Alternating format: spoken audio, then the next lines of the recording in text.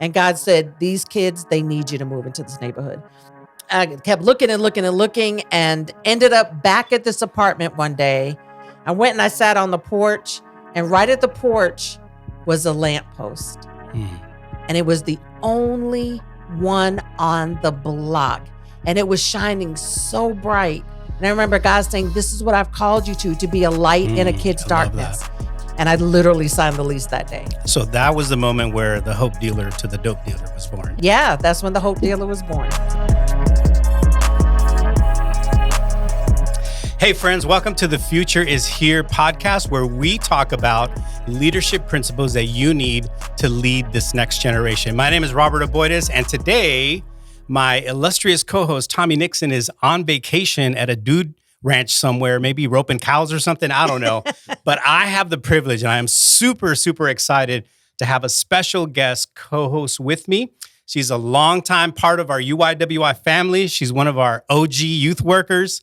And dare I say, a personal friend? Yes, right? absolutely. She is the hope dealer to the dope dealer herself, Miss Amy Williams. Welcome to the show, sister. Thank you. I'm so excited to be here today. Oh, it's exciting to have you. This is awesome. Well, before we get started, listen, we have a lot to talk about, but is it all right if I give people the 411 on Amy Williams? Yeah. Let me just do a little bio. Go ahead. Just a little bit. All right. Well, friends, listen, I'm excited today. Amy Williams is a 30-year veteran of youth ministry who has followed her passion to minister to teens involved in gangs, youth, probation, parole, basically those lost in the criminal justice system, right? She's a certified gang intervention specialist who actually followed God's call to move into a Latino neighborhood in Chicago's Humboldt Park community. If you don't know about that, look it up. She became a hope dealer to the dope dealer, where she's been doing street outreach and walking with young people for a very, very, very long time. She's currently the project coordinator for Illinois Youth Center for New Life Center Chicagoland, where she coordinates and brings restorative justice programming and peace circles to St. Charles, Warrenville, and the Chicago juvenile prisons. She has served on multiple boards and committees like the National Institute for Juvenile Justice Ministries, CCDA, Mass Incarceration Task Force, and North Park University Center for Youth Ministry Studies. She's also a speaker and a trainer and a mentor for a lot of organizations like DeVos Urban Leadership Initiative, Youth Specialties, CCDA. You've also done a TEDx talk, I believe. I have done a TEDx talk. Yeah. And of course, with us, she's been a long time partner with us here at our UIWI national conferences. She's also mentored to leaders across the country. And Amy, now you get to add author. I'm an author. To that list of accomplishments. Amy has just released her first book called Worth Seeing, Viewing Others Through God's Eyes from InterVarsity Press. Amy, I am so excited to talk to you about this book today. Oh, I can't wait. And whoever you just talked about, she sounds awesome. Right? She's amazing. I need to meet her. Like, I need to meet her too. We get to meet her today. So thank you again, Amy, for being with us here today. First of all, let me just ask that about the book real quick. How does it feel to carry the title of author now? It is a lifelong dream. It still doesn't seem real. I still can't believe that I have a book and that people are actually reading it. It's kind of surreal. Yeah. So I'm still in the honeymoon glory stages of it all. Well, I read it, just so you know. I'm so glad you did. It took me about 3 days. So It's an easy read. Yeah, but that doesn't mean it doesn't have a lot of great stuff. It's lots of emotions. It's a roller coaster. It'll take you there. Great stories, but it is an easy read. It does flow really, really, really well. Thank you. So we're going to talk about your book and get into some of the details. But first, one of the things that you actually talk about in your book is the power of story. Yes. And the importance of taking the time to understand specifically the young people that you're doing work with, right? But I want to spend today talking a little bit about your story. Let's do it. Yeah. So now a lot of it is in your book, but so we don't give too much of it away, give us a little just background, maybe a little family history, where you come from, all that good stuff. Where you grew up. Absolutely. So I was a child born in the 70s. And way back in the day, I used to babysit Jesus, so that long ago, but grew up in Maine. Okay. Now, when I say Maine, people's first reaction is, and I'm like, yes, there were Black people in Maine. There weren't a whole lot, but there were a few, and my daddy was one of them. So I grew up a biracial child in a predominantly white environment. But what I saw growing up were only Black men with white women and biracial children. So to me, it was the norm. It was the absolute way that life was.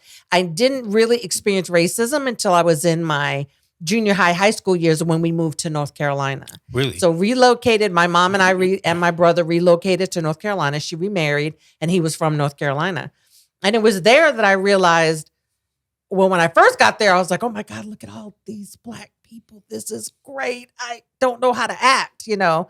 It was a totally different environment, a different world for me growing up. But my brother, he just took to it real quickly. And for me, I was a little more hesitant because it was very unfamiliar to me. Yeah. But eventually I had my first best friend there. She was biracial. So that made it a lot easier for me to kind of find your people, find my people, find my place.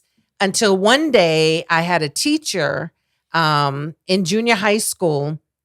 I used to sit with the crowd that was all Asian, Middle Eastern, Black, white, like all of the cultures. And one day a group of Black girls had asked me to come and sit with them for lunch. So I was like, yeah, absolutely. Let's do this. My teacher walked up to me and whispered in my ear, it's about time that you started hanging around your own people. Oh, snap. My own people. These are not my own people. My own people are Black and white like me and various ethnicities and races and all those. But it started an identity crisis with me and realizing that the world just saw me as a little Black girl. So it was the first time you realized more how people saw you than how you saw yourself. Absolutely. Because I grew up with a mom who always told me if people have issues with your race or ethnicity, that's their issue. Yeah. You have the best of both worlds. There's nothing wrong with you. It's them that have the issue. But when this situation happened, I was like, wow, you're right. That's her issue. But she was my favorite teacher. How much of what she said was true and right. Yeah. Now, tell us a little bit about your family dynamic. What was the family dynamic like? You had a little brother. I had a little brother, my best friend in the entire world. My mom and dad divorced at a very young age, but my dad was always in my life.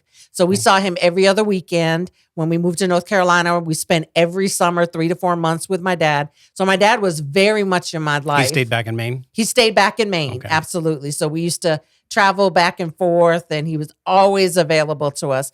And then so it was just me, my mom, and my brother when we moved to North Carolina with her husband, who eventually she divorced as well. And then so it was just the three of us.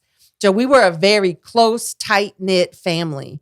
But we also struggled with codependence because there was the addiction of alcohol in my family tree. It just ran all over the place. Now, you mentioned, though, in the book that your mom was the rock. My mom was the rock. How did that actually impact you? In what ways was she a rock for you? She was the strongest woman I have ever met in my life. And at a time when I'm trying to figure out who I am and how I fit in, to just see her confidence and how strong she was and how she could raise children of color at a time when that wasn't really acceptable. Yeah. I mean, think about it. I was born in 1970 and the Virginia case. You said that out loud, by the way. Huh? You just said that out loud. Oh, I meant to say it loud. See, you got me already. But the law had just passed that it was okay for biracial couples to marry, right? So it wasn't too long, a couple years later, that my mom and my dad married. But she was my rock. She was just my rock. And she was an example for me of what a strong woman looked like. Yeah. Did you ever see your mom experience racism? Oh, yeah, absolutely. People used to ask her if she was babysitting us all the time instead of, she'd be like, no, these are my children. You know, my mom was she was gangster. She a little short Irish woman, gangster as I don't know what. One time I had a boyfriend who came to the house and she gave him a hug, but she ran her hand down his back. Oh. And I was like, oh, Mom, I just found out this story a couple of years ago. And I'm thinking, why did she touch my boyfriend like that? She was checking to see if he had a gun. Wow. So, I mean, my mom was not playing when I was growing up because she had to raise 2 children of color in a world that didn't fully accept us as we were. So I take it you take after your mom more than your dad. I do. This is all making a lot of sense now. Making a lot of sense. A lot of sense, huh? Absolutely. Now, you also said that you had an incredibly close relationship with your brother growing up, right? Yes. So, and then he, in the book, you talk about the choices that he made Yeah. that led him to kind of the street life, and you kind of lost touch with him. Yeah. In fact, I think you said for a while there, you didn't even know if your brother If he was dead or alive. right? How much did your brother's life influence the decision to the work that you're actually doing now? I mean, if on top of God calling me to do this work, this is the number 2 reason why I am doing the work. Mhm. As a teenager, there wasn't much that I could do.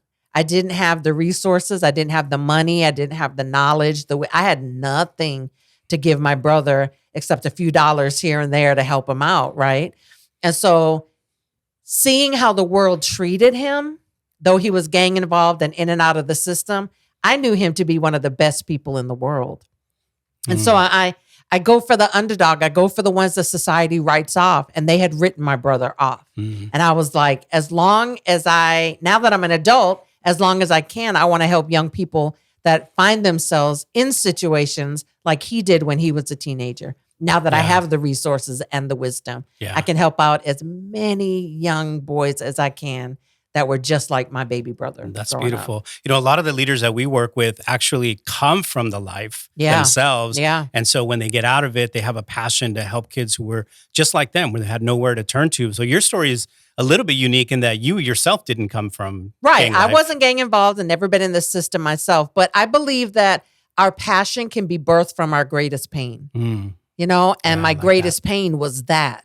And from that came the passion to want to help. So just because I wasn't incarcerated or I wasn't gang involved didn't mean that it didn't affect me. Yeah. Right? It absolutely affected my whole entire family that he was involved. And so it's kind of like if you're in prison, if someone's in prison, then the family's in prison with them. And because you're going through a lot of the same things, and being separated from them is incredibly painful. For years, I didn't know if he was dead or alive. And he was in the system the whole time. But I didn't have the resources, the internet. Did we have the internet back then?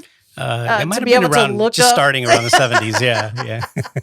Yeah, it was just starting. 80s, it was definitely there. 80s, yeah. But I had no idea how to find him. Yeah. A lot of my passion is inspired by my brother. Okay. Let's fast forward a little bit. Yeah. So you're still in North Carolina, I think, and you're married, right? And you actually gone through a divorce, which we'll talk a little bit about kind of that shift later. But you went through a season in your book you talk about where you really suffered great loss.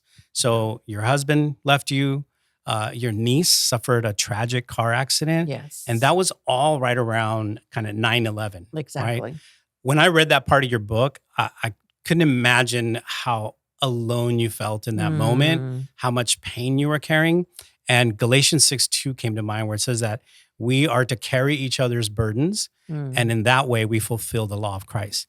My question is, in that season, did you have people or anyone that was kind of helping you carry those burdens? I absolutely did. I had a couple of communities actually that helped me through. And so one of those communities was Young Life, Urban Young Life. I had a lot of my friends who were there for me, who let me come to Windy Gap for 2 weeks to just hang out, get away, be around young people, be around leaders that I knew and loved that could pray for me and let me cry during that season. But also during that time, I became very involved in the Latino community. So I rediscovered dancing because I've been a dancer my entire life, had joined a Pentecostal church that said, you can't dance. So when I left the Pentecostal church, God brought me back to dancing, but it was salsa dancing. And in that, it brought me into a new community, a Latino community, but it was Latino, Black, Portuguese, like a ton of different people in that community that kind of reminded me who I was as a woman, and allowed me to express myself and develop new friendships. So I had both the new friendships and the old friendships to help me get through that season. Well, that's great because that's not everybody's story. Sometimes people suffer tremendous loss, and I think a lot of the young people that you work with and families that are part of that suffer losses like that all the time, and then have nobody around to turn to. So shout out to Young Life for being there for you Absolutely. and those other Jim communities. Dyson, I'll never forget him. Never forget him for that. I love that. I love that. Now, that whole season, that whole situation is what led you to move to Chicago. Is that right? Right, absolutely. And so you talk about in the book, this prayer time that you had where you clearly heard God tell you to move into a gang neighborhood. Well, that happened several years after I moved to Chicago. Oh, okay. After you moved to right. Chicago. And so at first I moved to Chicago because I wanted to start fresh. I wanted to start new. I had family in Chicago. I had a lot of friendships in Chicago. And North Carolina I felt like I was drowning, right? So death, divorce, and drowning caused me to move to Chicago. And when I moved to Chicago, I was done with youth ministry. I was done with ministry, period. I was just going to go to church on Sunday and be done. And God thought that was the funniest thing ever because going to this one particular church, I was just drawn to the young people and the young people were drawn to me. And so eventually I took a leadership role at that church, and we can talk a little bit more about that. Yeah. But it was through several different opportunities that I became a youth pastor. And when I stepped down as the youth pastor, that's when God told me to move into a gang neighborhood. Oh, I love the story you tell about finding the apartment, sitting on the stoop, and then the whole lamppost is one of my favorite stories, which you've told me before. But can you tell that story? Because I love that story. Yeah. So I remember wanting to find an apartment that was in a particular neighborhood. I did not necessarily the gang neighborhood because I was like, God, I don't need to live in the neighborhood to work with kids in gangs. And God said, these kids, they need you to move into this neighborhood. So there was this one apartment, and it was a beautiful apartment, but I could not stand the bathroom. I was like, I do not want to move into this one. And I kept looking and looking and looking and ended up back at this apartment one day. Looked at the bathroom. I was like, I guess maybe, I don't know. I still don't know. I went and I sat on the porch, and right at the porch was a lamppost. And it was the only one on the block. And it was shining so bright. And I remember God saying, this is what I've called you to be a light in a kid's darkness. And I said, well, I'm going to have to learn how to adjust to this bathroom because this is my home. And I literally signed the lease that day. So that was the moment where the hope dealer to the dope dealer was born. Yeah, pretty much. I remember hanging out with some kids on the block in the neighborhood and talking about the hope dealer. And they're like, hey, that's what you are to us. And yeah, that's when the hope dealer was born. That's awesome. We'll get to more of that. But I want to talk about a little bit more about this idea of your ethnicity. Sure. Obviously, as an organization, Urban Youth Workers, we're all about the urban context and culture. You talked a little bit about the challenges of your ethnicity, but you began to see your ethnicity as a gift, right? Can you talk about that? Because it was partly something your mom told you, right? Right, absolutely. That's when she told me that I had the best of both worlds. If you know me, you know that I love being biracial. Would I want to be Puerto Rican? Absolutely. But being biracial is the best thing I think that has ever happened to me. And it truly is a gift. I'm able to navigate a lot of different spaces. Yeah. And then in some spaces, I'm not Black enough. Some spaces, I'm not white enough. In the Latino context, I was fully enough. And so I think that's why I gravitated towards that space. I think because everybody thought I was Puerto Rican. It's probably you're why. brown like us, right? Exactly, right? I just don't have the Taino, but I have the African, I have the European descent. But yeah, being biracial has always to me been a blessing and a gift. I love it. How does that affect or how does that change the way that you work with young people? Because you're working obviously with young people primarily in Latino, Black communities, right? Right. How do you talk to them about their ethnicity? With the particular work that I do, that conversation really doesn't come up a lot. Okay. It comes up a lot in maybe like a negative view as far as like most of the guys that I see that are in the prisons are Black and brown, right? How can we change that? Why is that the case? So we have conversations around that. But a lot of these kids are very proud to be African-American, to be Latino, Mexican, Puerto Rican, Ecuadorian, whatever the case may be. I think this generation has a sense of pride in that, but lots of challenges that come with it as well. Yeah. Well, I fully believe that they see it as a gift within their community. Do you see them see it as a gift outside of their community?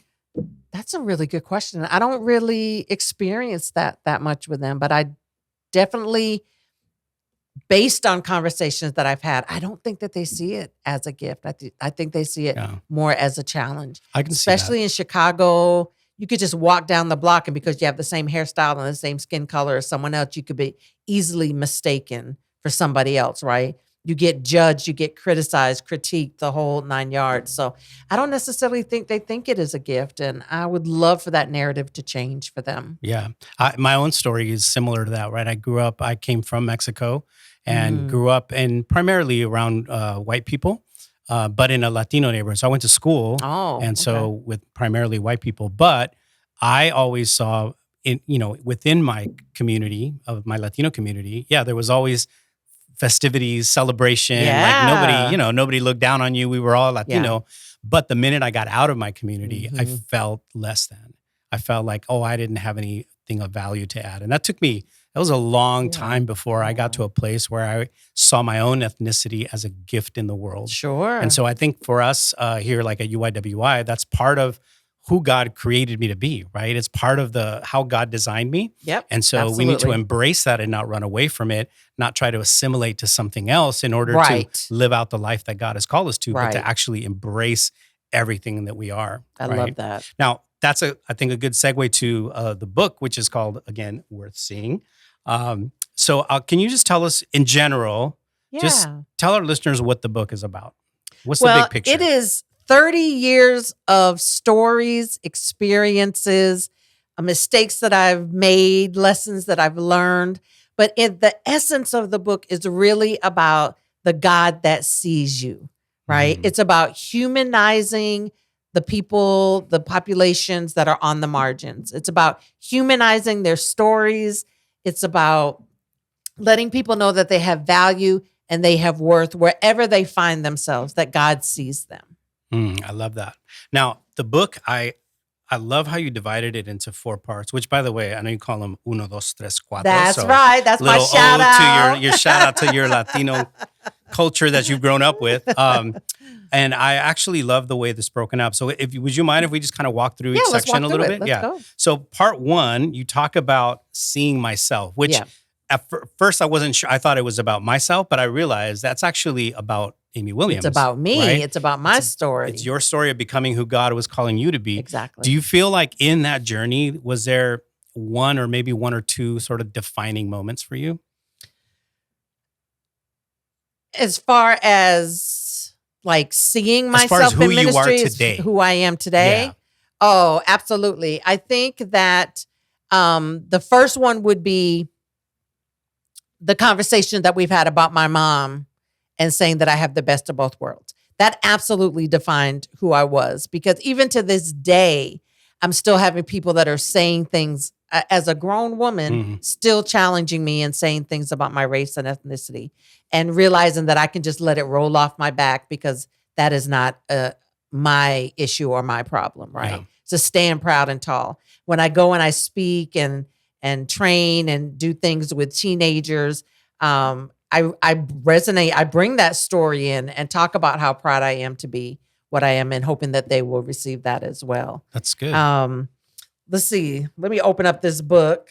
Well, let me piggyback on that a little bit, because I think that's a great lesson for our leaders too, that for you to say that a conversation was a defining moment in your life is a pretty big deal, And right? to remember the And to conversation. remember the conversation and then to have it impact you and resonate with you your whole life. I think sometimes we don't recognize the value of our words. And when we speak Mm, life over people versus when we speak death over people, I know that in my marriage and our family, this has been a really big deal for us, that with my 3 kids, we always spoke life over them, yes. right? We always said things to Yes. them that was who we talked about them. One of my favorite stories in scripture is the story of Gideon, and how God is calling him, right, to this army.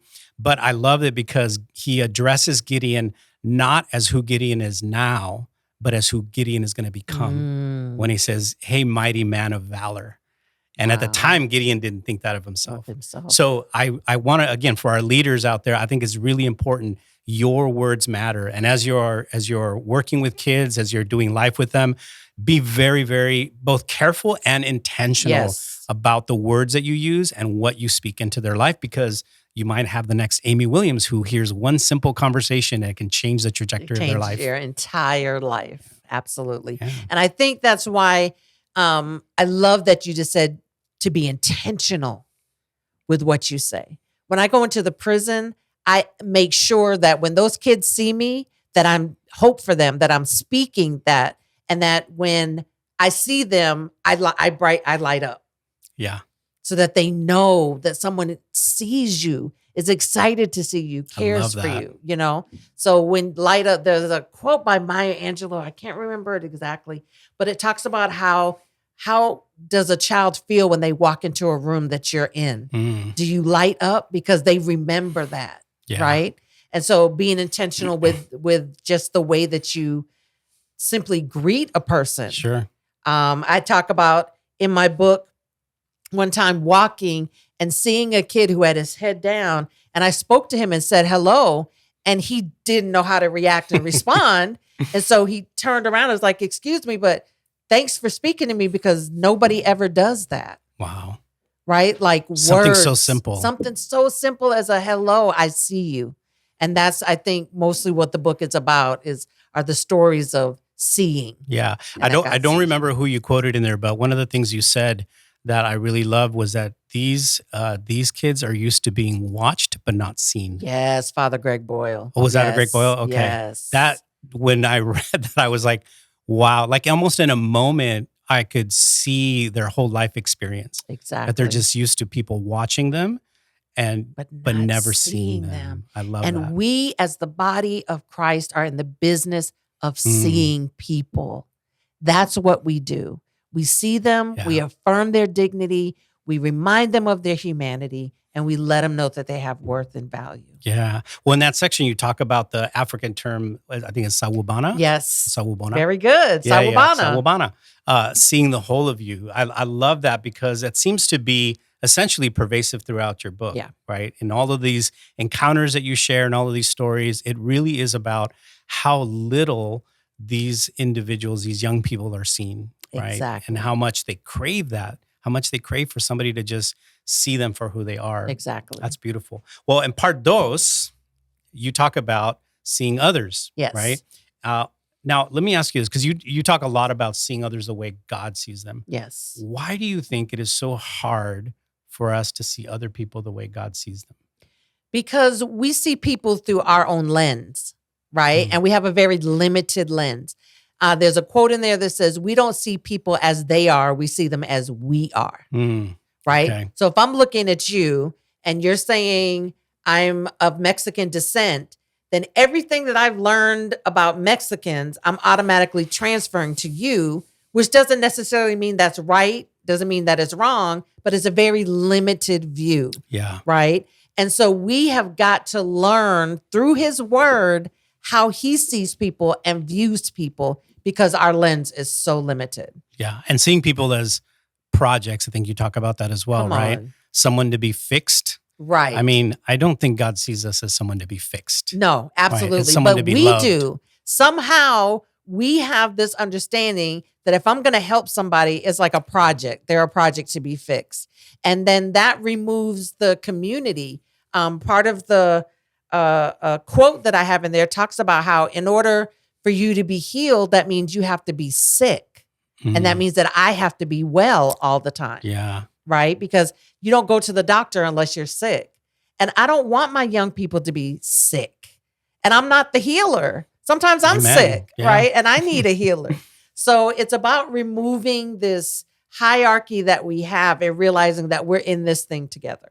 Which is one of the things that you talk about in that section as well, is how we typically, Tommy and I call it do ministry to people. Come on. How we typically go out, right? I think you said, do it at don't, them. don't do outreach, be it. What do you mean by that? Talk about that a little bit. Well, outreach is an event. It's a lifestyle, right? And so a lot of times we'll think of it as an event, but it's really it's really about a day-to-day relationship with people. It's not about just serving sandwiches and beverages and having a bouncy house once a year, right? That has its benefits. But in the book, I talk about a gang leader who was like, yeah, you guys come to our neighborhoods.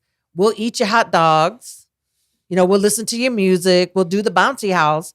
But it doesn't really matter because we don't see you again till next year. Yeah. Right. And so outreach is about a relationship and a lifestyle, being present, the privilege of being present and being known, that people know where they can find you if they need you. Yeah. And so we have to be careful, right, with a certain level of arrogance. Yes. As we come into the neighborhood thinking like, well, I have the kind of the secret sauce exactly to get you out of here. But one of the things you say in the book also is that a kid will never leave the streets unless his heart leaves it first. Exactly. What is it?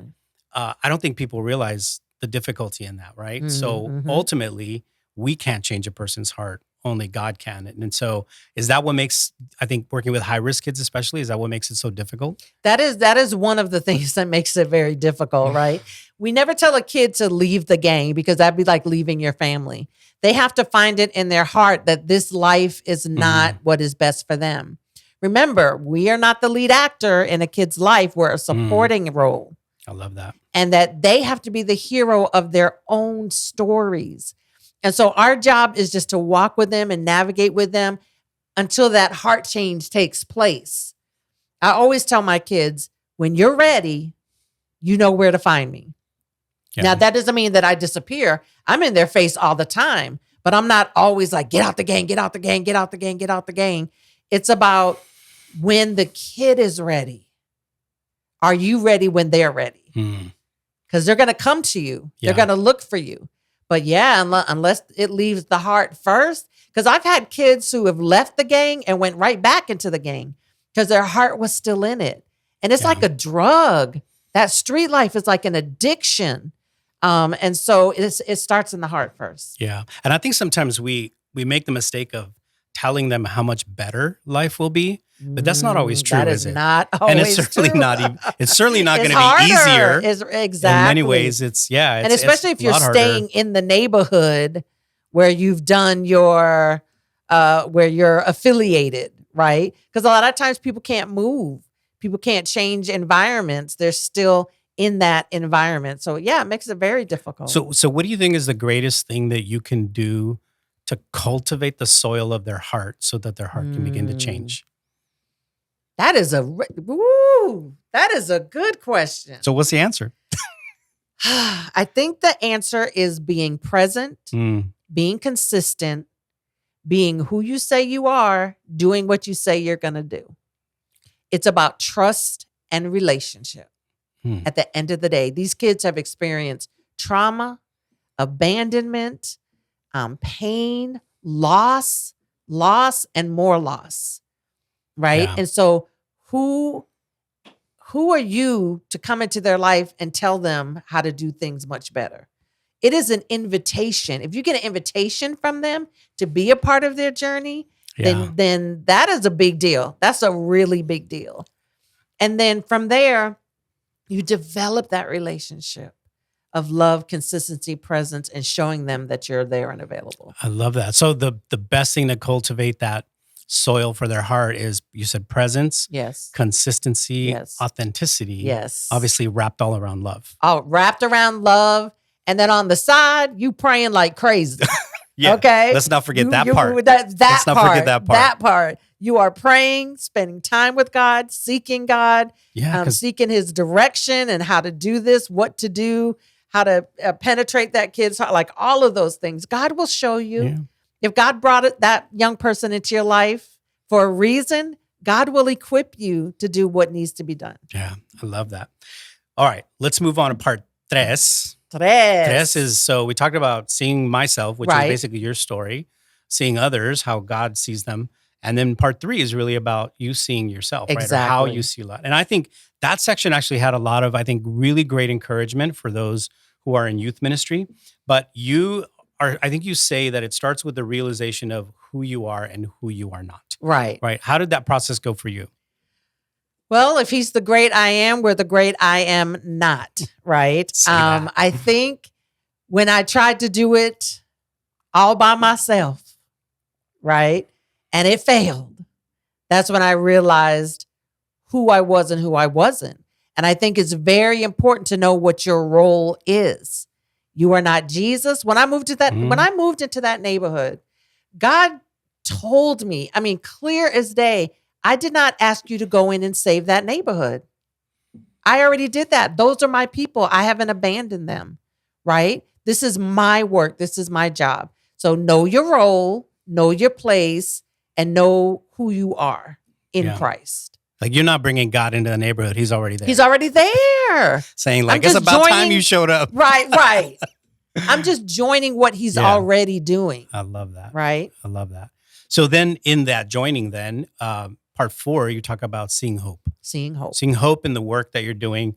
And you said something I really love. You said building relationships with high-risk youth is a process that requires great commitment, but building together with high-risk youth is a privilege that requires great humility. I love that so much. I wrote that? You wrote that. Can you believe it? That's amazing. Sometimes you just don't realize how gifted you are. So tell our listeners, what does actually building together look like? Because I think that might be one of the most important concepts in your book, actually. What does building together with high-risk youth look like? It starts with, again, knowing who you are, knowing who you aren't, knowing your role, and understanding that you are not in control of this child's life, right? God is in control, and that young person is in control of the choices that they make. So building together is about knowing your place. It's about being invited into those spaces, right? And being humble enough to realize this young person, especially a high-risk one, actually sees value in what I'm bringing to their life. Yeah. Right? A lot of times we're like, oh, well, I'm this, I'm that. You should let me in your life. But actually, the young person should be able to see that value themselves. And I consider that a great honor and a great privilege. Yeah. And I think part of it is too, like I work with leaders and even people in my church I have a real passion for helping people discover their purpose, right? And who God created them to be. And I think too many times we want to come with the answer and the plan, like for that person, right? Oh, I see this. This is the path for you. This is the pathway out, where we're imposing basically what we think is going to work for their life. Exactly. Instead of, I love what you say here, building together or working together to discover, well, what does God want for their life? Exactly. Because it may not look anything like what we think for them. And most of the time, it doesn't look like it at all, right? And if God can speak to you, why do you think that he can't speak to your young person as well? In many different ways, not just through you. I mean, I also talk about how we can't have a grip on these kids as like, this one belongs to me and I'm the only one that can minister to them, right? Yeah. And so letting them know who they are and discovering who they are requires being surrounded by a lot of us, right? Yeah. A lot of positivity, a lot of people that can see them for who they are, that they invite into their life. Again, if a young person invites you into their life, that is a very big deal. Yeah, I love that. Well, I don't want to give too much more away because people need to go buy the book. Buy the worth book. Seeing. But since this is a leadership podcast, I do want to talk about leadership and just leadership, this book through the lens of leadership. And specifically, you tell a story in the beginning of your book of a young man, Luis, who loses his dad. Yeah. And it says, he said he was 10 years old when he basically lost all hope. And I'm sure this is not a unique story. It's probably pretty common, right? Yeah. But he said something in here that really caught my attention. He said that he had to, at 10 years old, he had to become his own role model. Yes. That when I read that, that really broke my heart because I know so many young people out there experience the same kind of thing, right? And I love that. This is part of why I love being part of UIWI, because our mission is actually to develop urban leaders so that these youth have, urban youth specifically, have the leaders and role models that they need to live transformed lives by the gospel. Now, let me ask you this, because again, here's poor Luis, 10 years old, thinking like, I got to be my own role model, which there's no way he's going to be able to do that, not right? At 10. So we need to have more role models in communities like Humboldt Park and others, right? Where there's just not enough positive, influential role Right. models in their lives. Right. Do you see role models? Because you talk a lot about mentoring too. Do you think role modeling and mentoring are the same thing, or do you see them as two separate things? I kind of see them as two separate things because somebody can be a role model and be totally detached from your life, right? Like we can look at Obama, we can look at, give me another positive role model. They're hard to find. Exactly. I'm trying to think, and I can't think. They are hard to find, right? Hard to find. But they can be detached from your life, so you can look at somebody and say, "Oh, they're a good role model." I'm looking at how they do, like business, how they. I mean, a how lot they of times run their life. athletes, people look up to athletes. A lot right? of people look LeBron up to James, athletes, Kobe Bryant, those right? kind of things. Exactly. But mentoring is about the sustained relationship. It's about an investment, time, commitment, walking life with young people. Yeah. Right. So I think they're two totally different things. Yeah. But you could be a mentor and a role model. Right. But I think do mentors should be role models though, they too, should right? be. They should be. But I feel like when you say role model, and maybe this is just my lens, it really puts you on this very high pedestal. And I think mentoring, we can't put ourselves up on a high pedestal or pedestal at all. Mentoring is about relationship. It's about togetherness, Yeah. And I think role models are more like, look at me, watch me do what I do. Interesting. Well, this is an interesting conversation because, one of the things we say all the time here is based on the Pine Top study, right? That 1.2 million kids are leaving the church every year because of the fact that they're not seeing the kind of life that makes a difference through Jesus. Like when they're looking at the people in the church, like they're not compelled by the life they see in Jesus. Yeah. And so we want to turn the tide of that, right? And so we believe that role models and leaders and role models are the way to do that, right? So that young people actually have somebody they could look up to, but who can also mentor them, right? In their life. But because I do think they need to see that it matters. If you're mentoring me and your life don't look any better than mine, I mean, come on. Right, exactly. Right? So, exactly. So I do think you have to be a certain healthy. kind of role model. Maybe you don't have to be I'm not saying pedestal, but I think your life should at least be attractional to them. You should have something that young people say, man, I want to be around you because your life you might not have it all together, but but for example, one word I hear is, man, but there's peace. Like you seem to have a peacefulness about you, right? Yeah. Or maybe there's a certain wisdom about you or whatever, but there's got to be something that the young people that you're mentoring aspire to, right? And they got to see it in you because you can't keep pointing to somebody else. Well, look at their life. Don't look at my life, look at their life, right? So I do think that makes a lot of sense. They're tied together, but I get you, right? Yeah. You can be definitely, I think, a role model that people look up to. It's like, oh, I want to model their life. I think for me, the challenge has always been that if I don't know you, how do I really know that that's the life I want? Right, because people show you what they want you to see. Sure. So you don't know what's going on behind my door. Yeah. I'm going to show you what I want you to see. And so this generation is more about that authenticity, right? And about that well, they want it, but yet that's not what they're consuming every day. Right. So do they want it? I think they want it in personal relationships, but I wonder if they really care about it in, other relationships that they are having on social media and all that. Because otherwise you would just see right through that. Right. And you're like, oh, that's not authentic. Absolutely. And we're starting to see a little bit of that. So I don't want to throw shade on everybody on social media, but well, let's talk about mentorship because you say a mentor in your book, you define it as a positive adult figure walking life with young people as they journey to discover who they are in this world, why they matter, and what their God-given purpose is. Yes. Now, that's similar to what a lot of the research we're seeing with young people in that they're looking for identity, belonging, and purpose. Absolutely. Right? Isn't that the same? Absolutely. Wouldn't you say that's essentially what mentoring is helping somebody discover that? And along the way. And it's been that way since before the end of time, but beginning of time, right? And so even when you were younger, that's what you were looking for. That was a long time ago, sister. A long time ago.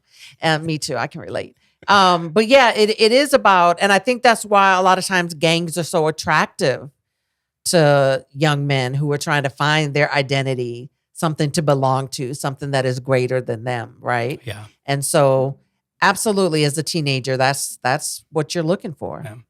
Well, let's talk about your journey specifically into leadership. Now, you had a few instances in the book that you talk about with different experiences with churches where, I don't know, it could have really derailed your journey into leadership. I think Absolutely. one of the first examples that you gave was at a church where I think it was at Young Life. You and your husband at the time were going to take a job at Young Life, and your pastor said something to you that kind of really changed the trajectory of where you were going. Can you want to talk about that a little bit? Yeah, we had come to him and said we felt like God was calling us to work with Young Life Urban and do youth ministry.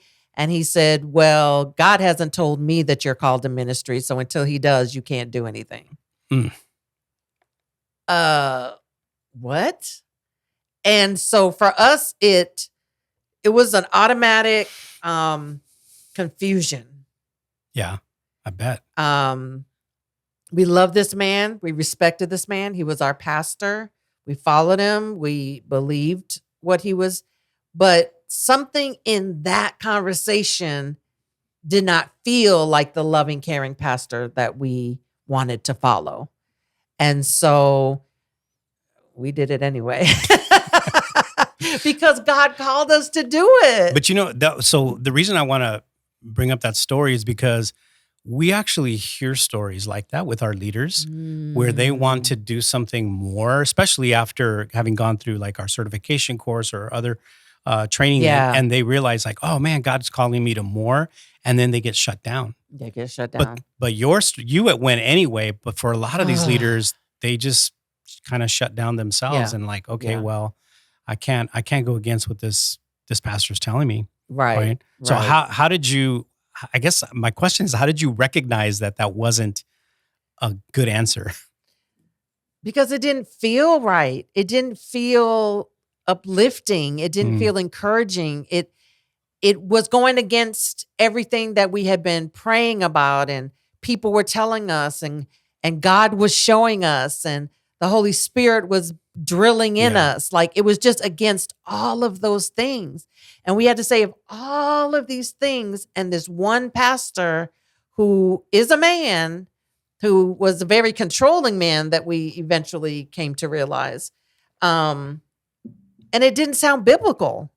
I was like, show me the scripture where it says God has to tell you first before he tells. That was my biggest thing. That I was like, that's not scriptural. And so after that, God kind of opened our eyes about several other things in that particular church. And so that's when we were like, this is our time to part this church. So, and then later on, you had another experience with another church, right? It was a Latino church, and where you were starting to, I think, I got the sense from the book that that's really where you personally, because I think you are right. By this time, we were divorced, and so you personally began to see that God had was sort calling of a leadership me. calling on your life, right? But then you were again another hiccup, right? You were told something as soon as there seemed to be momentum and God was doing something. Yeah, you were told. I was told that I really trusted you with these kids when I could have had you cleaning toilets instead. And that made me realize that you just see me as a little woman that can be controlled and manipulated. And I was kind of like, how do you equate youth ministry and what I'm doing and is growing and God is moving, but because you're not able to control what God is doing, you can try to control me and then put me down by saying I could have had you cleaning toilets instead. That was a moment where I was so hurt, Robert. I was so hurt by that. I left. I took a break for 2 to 3 months and nobody from the church reached out to me for those 2 to 3 months. And so it became a very dark place for me to be at that church. And yeah. Did you left that church? I left that church too.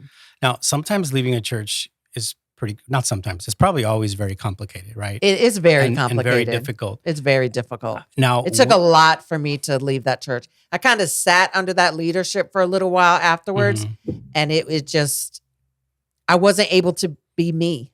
Yeah. I wasn't able to be fully me and use the gifts that God had called me to. Now, let me ask you this, because we have a lot of female leaders in our network, a lot of female leaders that will serve. And how would you encourage female leaders specifically who kind of find themselves in a similar situation? It comes down to knowing that you know what God has called you to. And when you know what God has called you to, you cannot let anything, anyone remove you from it. It may look different. It may look like it will blossom in a different place. It may blossom in that place and God is calling you to hold on. But my thing is know that you know what God has called you to. Hmm. Not where he called you to, but what he has called you to. And just standing on that alone, like you couldn't tell me I wasn't supposed to work with boys in gangs and prisons. You couldn't tell me anything because I knew Yeah. that's where and not only that's what God called me, but that's where my heart and my passion were. Yeah. Right.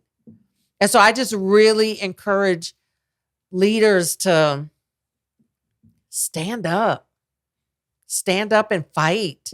A lot of times we'll just be like, well, the leader said, and and I don't mean you don't have to aggressively fight, but you have to say something. Yeah. You have to say something. Sure. Well, I think it kind of goes, I'm seeing that all of this is kind of working together, right? One of the things that I hear you saying again is embracing this fully authentic self, right? Yes. Knowing who God had called you to be, knowing who he created you to be, Yeah. how he's wired you, the experiences he's given you, all of these different things, right? All of these things work together to create who you are and who's God's, trying to move you in the direction that God's moving you to. So it's about being your fully authentic self. Exactly. So was there a moment where you were like, I'm just going to be Amy? Like, take it or leave it. This is who I am. This is who I feel God has made me. This is who God has created me to be. And I'm just going to be Amy. Or was that much more of a gradual process? I think it was a gradual process, but I think when I stepped down as the youth pastor, because I knew that my call was to be in the streets. I knew that my call was to be in the courtrooms, in the prisons, on the block. And the youth pastor, I was trying really hard to make that ministry about the streets, but I was getting a lot of opposition from the leadership. And that leadership wasn't fully accepting me as who I was because I wasn't Latina. And so I was told that I needed to be kind of tone it down, be less of who I was until they could fully accept who I was. So again, I'm in a situation where I can't fully be myself. When I stepped down as youth pastor, something in me, and I moved into that gang neighborhood, something in me was like, you can't tell me anything. This is who I am. This is what I love. And I will fight to be this person. There seems to be, we talked about this earlier, you and I, before the podcast, there was a redeeming moment with a young man named Edgar. Yeah. Who was feeling all of those things that you felt, all of those things you experienced.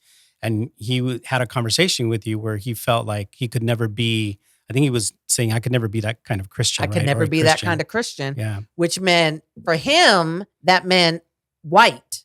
Because all that he was surrounded by were white Christian men and women. He didn't have any Latino, no African American, like no leaders of color that were Christian. All he saw was this happy, go lucky, always happy.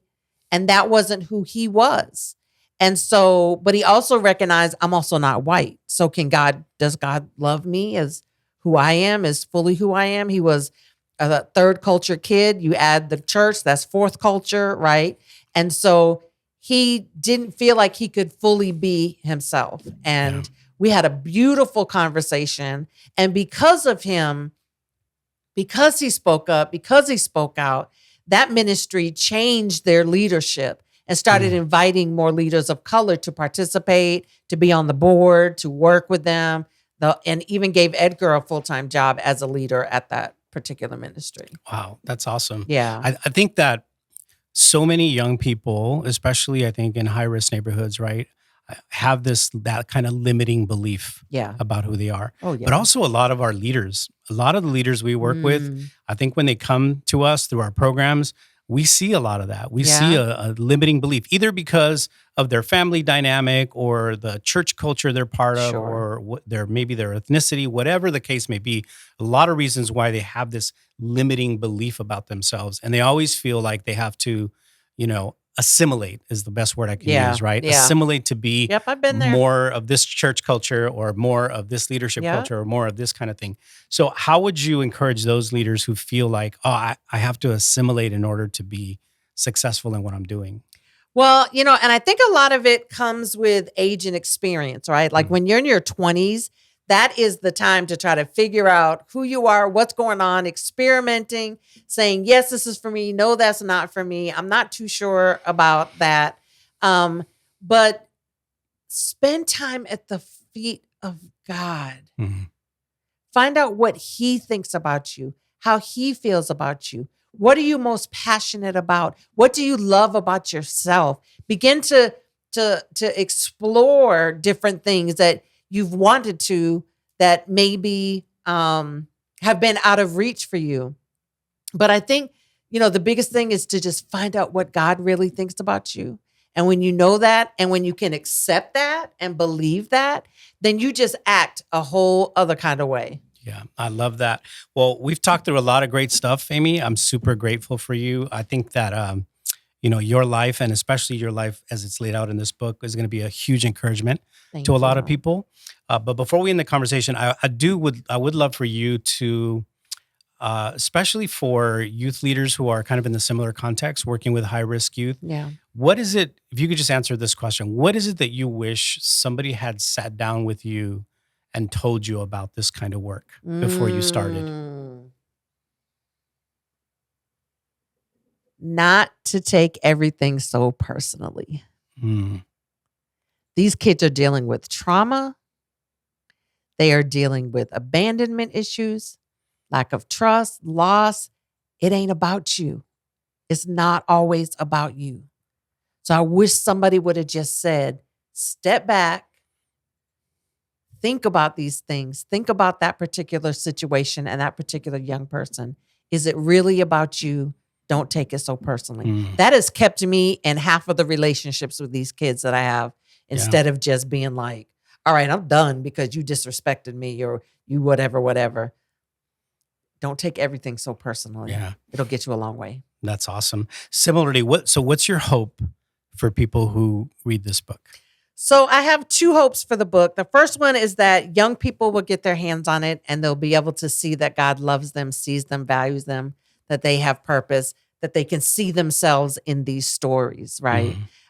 And so that would be young people in gangs. I want it to go through every prison system in the world. I want it to be, but I want it to be an encouragement as well to youth leaders that are working with these populations to know that there is hope, to not give up, to hang in there. Which keep could doing also the be an work. encouragement for young youth leaders not working with high risk youth, right? Any Similarly. youth leader, Any youth leader, right? Not even just a youth leader, but if you're working with somebody on the margins, it could be in the unhoused, the sex worker, the addict. It could be any of those populations, the marginalized. Anybody, if you're working with them, just don't give up. Keep going. I love that. Well, Amy, if people want to reach out to you, how do they find you? What's your at signs? What's your website? So if you just Google A Hope Dealer, you'll find me on all of my social media, and my website is ahopedealer.org. I love it. I love it. Amy, thanks so much for being on this podcast with us. It has been a pleasure. The book is called Worth Seeing. It's available on Amazon, IVP, InterVarsity Press, anywhere else you can get books these days. Go out and get it now. It's our sincere hope, sister, that these books will fly off the shelves. Yes. We want you to get paid. I know it's not a lot, but we do want you to get paid. But more importantly, our hope is that this book is going to be encouragement to those who are out there working with people on the margins. Yes. Go bring a light into their darkness. That's right. Be the hope dealer that introduces them to God, the healer. Thanks for hanging out with us, Amy. Thanks for hanging out with us, friends. If you like this podcast, subscribe, hit that like button, share it with a friend, and we will see you next time on The Future Is Here.